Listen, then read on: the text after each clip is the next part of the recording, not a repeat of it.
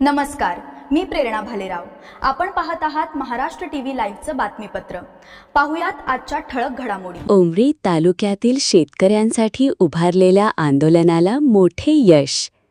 शेतकऱ्यांच्या न्याय हक्कासाठी सुधाकरराव देशमुख यांनी उभारलेला लढा अखेर यशस्वी ठरला आहे.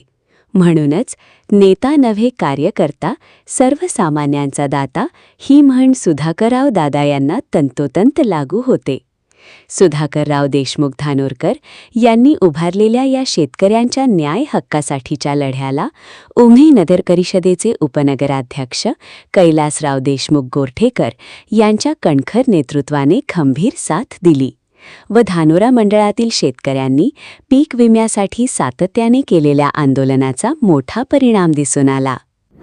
उमरी तालुक्यातील तमाम शेतकऱ्यांनी उभारलेल्या आंदोलनांना आज मोठे यश आले असून उमरी तालुका व धानोरा मंडळातील शेतकऱ्यांसाठीचा 2025-26 पीक विमा या ठिकाणी मंजूर करण्यात आलेला आहे आणि येत्या 2 ते 3 दिवसांमध्ये पीक विम्याची रक्कम शेतकऱ्यांच्या खात्यामध्ये जमा होण्याच्या ठिकाणी सुरुवात होणार आहे.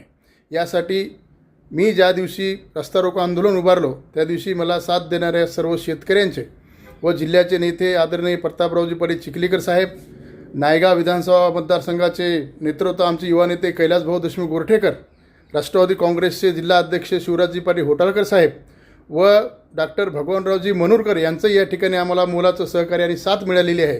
या सर्वांचे मी माझ्या वतीने व उमरी तालुक्यातील तसेच धानोरा मंडळातील शेतकऱ्यांच्या वतीने आभार व्यक्त करतो.